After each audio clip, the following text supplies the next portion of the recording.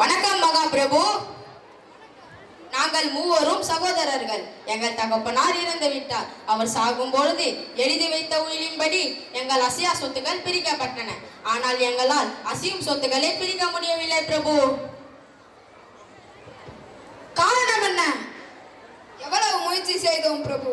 இருப்பது 17 யானைகள். அதில் பாதி மூத்தவனுக்கும், அதாவது 8 யானைகள். இவர்கள் சொல்லுகிற கணக்கில் பிரித்து கொடுப்பது என்றால் யானைகளை கொண்டால் மட்டும்தான் முடியும். எங்கள் தகப்பனாரின் 17 யானைகளுள் பாதி எனக்கும் 1/3 பங்கு, இரண்டாவது இவனுக்கும், அதில் 1/3 பங்கு மூன்றாவது இவனுக்கும் பிரிக்கப்பட வேண்டும். யானைகளை கொல்லாமல் இந்த கணக்கில் பிரித்து கொடுக்க தங்கள் நியாயாதிபதிகளால் முடியவில்லை. எனவே யானைகளை யானை கட்டும் இடத்திற்கு கொண்டு வர உத்தரவிட்டார்கள். தாங்கள் தான் கருணை புரிந்து சரியான தீர்ப்பு வழங்க வேண்டும் பிரபு.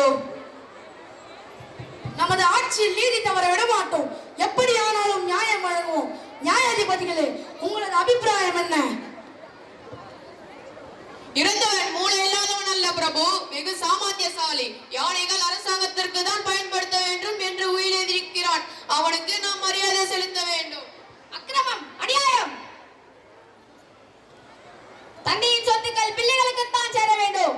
யார் அது? நான் தான். விஜயநகர தீர்ப்பை அநியாயம் என்று கூறுபவன் நீ யார்? யாரோ பைத்தியக்காரன். இல்லை, நியாயம் தெரிந்தவன், கருணை புரியும், அரசவையின் மேன்மை தெரிந்த, விஜயநகர சாம்ராஜ்யத்தின் வரலாறு படித்தவன். விஜயநகர குடிமகன் தானா? இன்று வரை இல்லை, நாளையாகலாம். மன்னா தயவு இருந்தால் இந்த வாழ்க்கை உன்னால் தீர்த்து வைக்க முடியுமா? முடியும். ஏற்ற பொறுப்பை செய்யாவிட்டால் என்ன தண்டனை தெரியுமா? தெரியும் குருதேவா. தலையும் உடலும் தனித்தனியே பிரித்து வைக்கப்படும். ஐயா, இன்று சில பொம்மைகளை கொடுங்கள். மன்னா, நான் அதற்கு முன் அவனிடம் சில கேள்விகள் கேட்கட்டுமா? கேளுங்கள். உன்னிடம் சுலபமான 100 கேள்விகள் கேட்கட்டுமா, இல்லை கடினமான ஒரே ஒரு கேள்வி கேட்க? 100 கேள்விகள் சுலபம் என்று தாங்களே சொல்லிவிட்டீர்கள். பிறகு எதுக்கது? எனக்கு அந்த கடினமான ஒரு கேள்வியே கேளுங்கள். கோயிலிருந்து முட்டை வந்ததா, இல்லை முட்டையிலிருந்து கோழி வந்ததா? அமைச்சரே, இதே கேள்வி போன மாதம் நான் உன்னிடம் கேட்கும் போது இதற்கு விடையே இல்லை என்று கூறினீர்களே. மன்னா, அது போன மாதம். முட்டையிலிருந்து கோயிலிருந்து தான் முட்டை வந்தது. அப்போ கோழி எப்படி வந்தது? மன்னிக்க வேண்டும், தாங்கள் என்னிடம் கேட்பதாக சொன்னது ஒரே ஒரு கடினமான கேள்வி. அதுக்கும் நான் விடையளித்து விட்டேன். இப்போ நீங்களே வாக்கு தர இருந்தால் கேள்வி கேட்க நியாயமா? அண்ணா, நான் அவனிடம் சில கேள்விகளை கேட்க விரும்புகிறேன். கேளுங்கள். எனக்கு தெலுங்கு, தமிழ், மலையாளம், கன்னடம், துளு, ஆங்கிலம், சான்ஸ்கிரிட் என 7 மொழிகள் தெரியும். இதில் எது எனது தாய்மொழி என்று உன்னால் கூற முடியுமா? முடியும். கூறு பார்க்கலாம். உன்னுடைய தாய்மொழி தெலுங்கு. சிக்கிக் கொண்டான் மன்னா. எனது தாய்மொழி தமிழ் தான் என்பதை நீங்களும் அறிவீர், இந்த சபையோரும் அறிவார்கள்.